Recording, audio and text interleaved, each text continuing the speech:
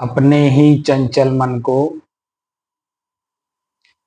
अपने ही बस में करके एकाग्रता, स्थिरता एवं स्वयं अपने आप में शांति का अनुभव करने के बाद स्वयं मैं कौन हूँ को जानने की दृष्टि से साधना करते करते आज 1356 दिन हो गए।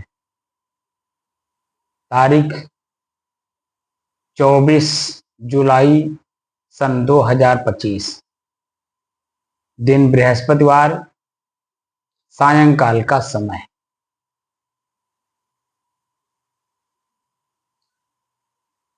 जिसका जिक्र मैं करता था निद्रा की, और वह उपनिषद में इसका जिक्र है।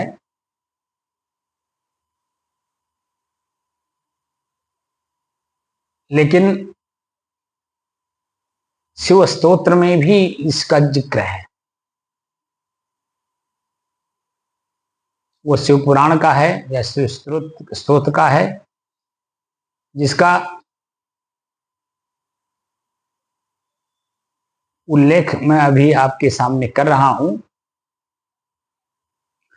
और उसको समझने का प्रयास करिएगा।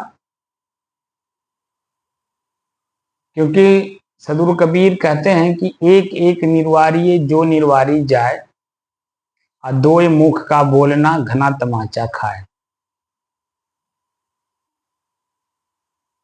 शिष्य वास्तव में अगर वह अपने आप को अपने ही शरीर के अंग, उनके विषय, उनके भोग से मुक्त करना चाहता है, तो एक एक करके यथास्थिति, वस्तु स्थिति का ज्ञान करना अति आवश्यक है। और जो हमारे शास्त्रों में, उपनिषदों में, श्रुतियों और स्मृतियों में, वेदों में, या यूं कहें कि संतों की वाणी में जिसका जिक्र है, जब तक आप क्रमशः किसी चीज को देखेंगे नहीं, जानेंगे नहीं, समझेंगे नहीं, उसका अपने जीवन में उपयोग कब, कहाँ और कैसे करना है,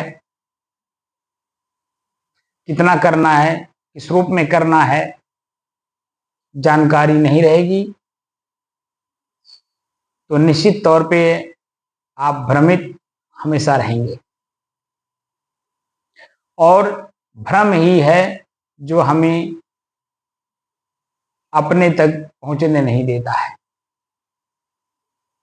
मैं स्वयं कौन हूं, इसे जानने नहीं देता है हमारा भ्रम। और भ्रम हमारा शरीर ही पैदा करता है। स्थूल शरीर और दूसरा सूक्ष्म शरीर, इसी में हम लोग उलझे हुए हैं। जिसका उल्लेख सदगुरु कबीर करते हैं कि नौ मन सूत उलझ नहीं सुलझे, जन्म जन्म उर्झेरा। जब हम स्वयं अपने आप को सुलझाने की कोशिश करेंगे, तो चेतना में रह करके ही काम करना पड़ेगा। और चेतना में रह करके जो कार्य किया जाता है, उसका हानि, उसका लाभ, उसका सुख, उसका दुख, पाप और पुण्य, सब कुछ को देखा जाता है, जाना जाता है, समझा जाता है। अगर किसी कार्य में मन दुखी हो रहा हो, उस काम को ही छोड़ दिया जाता है। जिस काम को करने में मन प्रसन्न ना हो, आनंदित ना हो, शरीर प्रफुल्लित ना हो, मन और शरीर के प्रफुल्लित होने के बाद हमारे जो अपने लोग हैं, व्यवहारिक तौर पे माता पिता, भाई बंधु, गांव गढ़ी, हित मित्र, ये प्रसन्न ना हुए,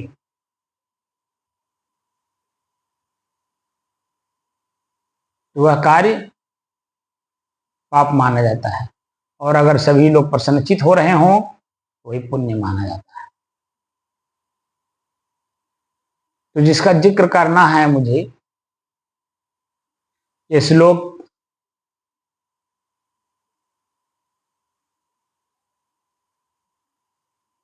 जब सावन का महीना शुरू हुआ है, कोई सुखजीव शिव मंदिर में जा करके फोटो खिंचाते हुए उसके नीचे कैप्शन लिखा हुआ है। उस कैप्शन को जब मैंने पढ़ा तो देखा कि जो उपनिषद कहता है वही ये वाक्य भी कह रहा है। बशर्ते यह है कि हम लोग संस्कृत जानते नहीं, इसीलिए जो वाक्य लिखा है उसके बारे में अधूरा ज्ञान है।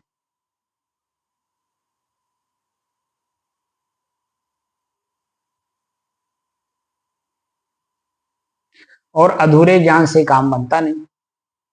जब भी काम बनता है उसके पूरक होने से ही।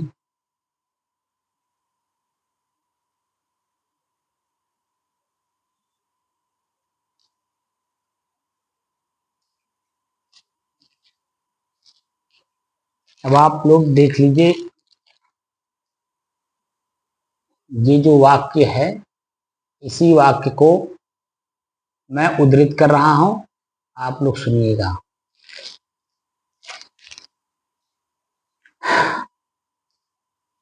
आत्मा त्वं गिरिजामति, आत्मा त्वं गिरिजामति, सहचराः प्राणाः शरीरम गृहम्। पूजा ते विषयोपभोग रचना, निद्रा समाधि स्थिति। समचराः समचरः समचारः पदयोः प्रदक्षिण विधि, स्तोत्राणि सर्वा गिरो, यद्यत् कर्म करोमि तत् तत् अखिलम शंभो तवाराधनम।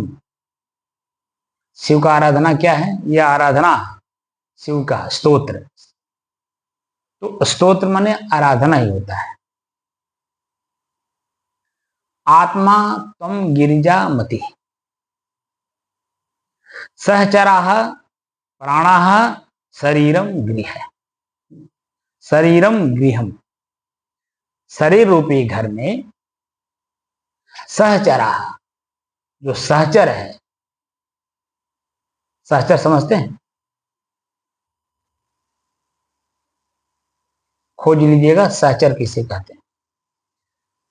सहचराः प्राणाः, जो हमारी प्राणवायु है, श्वास जो ले रहे हैं, ये हमारा सहचर है इसी शरीर रूपी घर में।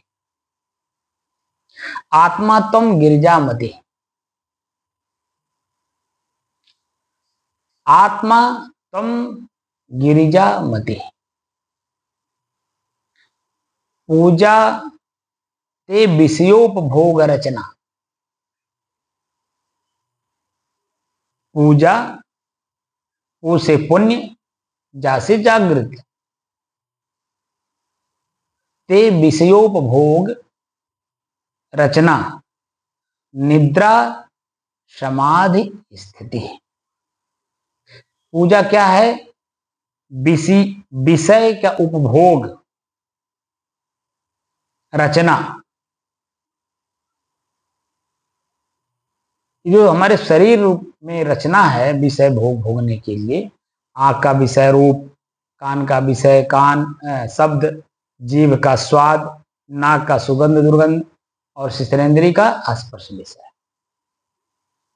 इनसे जो एक एक करके अपने आप को ऊपर उठा लिया हो। और कैसे? जो प्राणवायु है इसे देखते देखते, वो सचर है ना, आपके साथ हमेशा रहने वाला है। एक क्षण के लिए भी अगर श्वास बंद हो जाए तो आपका और शरीर का संबंध खत्म। जो संबंध है वो संबंध मात्र हमारे श्वास के माध्यम से है, मैं और मेरे शरीर का। संचार है पदयो हो, प्रदक्षिण विधि, स्तोत्राणि सर्वा गिरो। यद्यत् कर्म करोमि तत् अखिलम संभो तवाराधनम। ये जो मेरा मूल कहने का तात्पर्य है, निद्रा समाधि स्थिति। जब आप निद्रा को पढ़ोगे तब समझोगे कि निद्रा वास्तव में आती कैसे है, और निद्रा को यहां पर समाधि स्थिति क्यों कहा गया। जब हम आंख बंद करते हैं, सामान्य रूप से बिस्तर पे जब हम जाते हैं, मान लीजिए 10 बजे हम रात्रि में बिस्तर पर जाते हैं सोने के लिए, 8 बजे से लेकर के और 10 बजे के बीच में परिवार के सभी लोगों से मिलते हैं, बातचीत करते हैं, अपनी व्यथा अब खुद कहते हैं, दूसरे की सुनते हैं, आनंद उठाते हैं, खाते पीते हैं, सब कुछ करते हैं उन्हीं लोगों के बीच। लेकिन जब हम बिस्तर पर जाते हैं तो इनको सबको त्याग करके जाते हैं। जो हम एक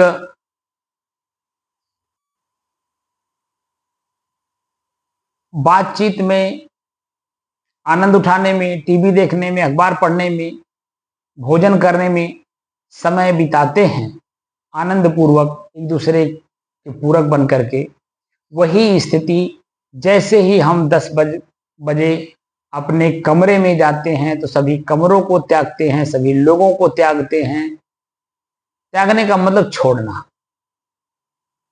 फिर हम अपने कमरे में जाते हैं, अपने कमरे को बंद करते हैं।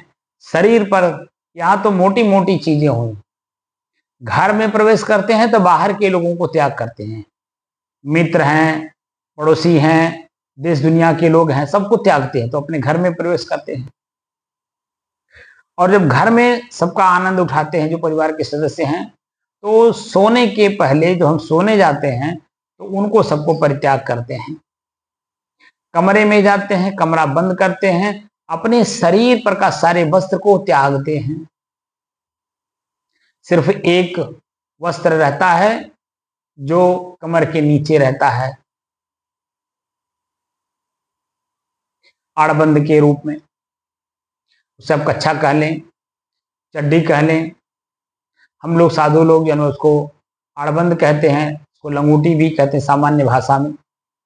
बस उतना ही भर, बाकी शरीर पर का सारे वस्त्र को उतार देते।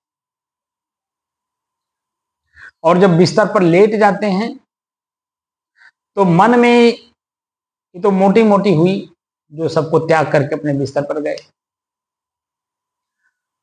और बिस्तर पर जैसे ही लेटते हैं तैसे आंख पहले बंद करते हैं, कान बंद करते हैं किसी की आवाज सुनने से, कि बाहरी किसी का आवाज ना आए। हाथ पैर को बिल्कुल एकदम सावधानी पूर्वक बिस्तर पर सीधा कर देते हैं, यानी सारी क्रियाओं को रोक देते हैं। और उसके बाद मन की क्रिया को भी रोकते हैं, किसी को ख्याल नहीं करते हैं, किसी को याद नहीं करते हैं।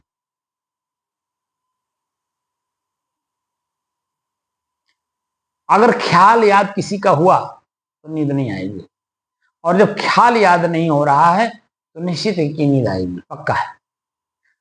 और नींद में जब हम चले जाते हैं तो अपने ही शरीर और शरीर के अंगों का, उनकी क्रियाओं का कोई ज्ञान नहीं रह जाता है, एकदम शून्य अवस्था रहती है, शरीर का आभास कहीं कुछ नहीं होता, यहां तक कि मेरा श्वास चल रहा है कि नहीं ये भी आभास नहीं रहता।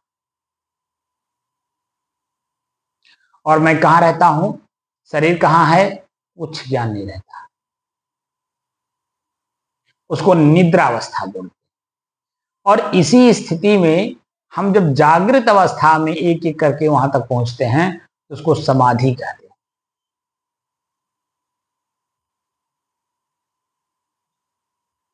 निद्रा समाधि स्थिति। निद्रा जो है वो समाधि की स्थिति होती है। अब ये सब हमारा अज्ञान दशा में होता है, रोज होता है। प्रतिदिन हम उस अवस्था में जाते हैं, लेकिन अज्ञान अवस्था में। अब हमें उसी स्थिति में जानकारी की अवस्था में, ज्ञान अवस्था में जाना है, देखना है, जानना है, समझना है और सबका परित्याग कर देना है। तो जो बाह्य वृत्तियां हैं वो शांत हो जाएंगी, जो मेरी अपनी स्थिति है वो यथावत बनी रहेगी।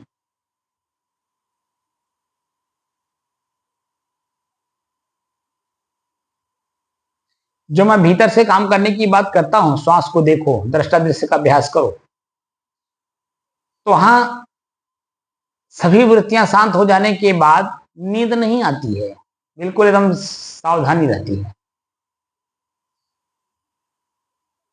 लेकिन एक अवस्था ऐसी आती है जब ऊपर चले जाते हैं तो अपने ही शरीर का हमें आभास नहीं रहता है, तो निद्रा स्थिति से ऊपर उठ जाते हैं, जिसको हम तुरीय अवस्था कहते हैं। तो अपने शरीर का हमें ज्ञान नहीं रहता। पहले हम निद्रा समाधि स्थिति तक हम आए, उसके बाद तब हम तुरीय अवस्था में जाएं। और यह स्थिति प्राप्त होने के बाद ही शरीर, शरीर से संबंधित इंद्रियां, उनके विषय, उनके भोग, जन्म और मरण, सबसे हम मुक्त हो जाते हैं। और मुक्त होकर के हम वहीं रहते हैं जो मैं हूं, विशाल आकाश की तरह।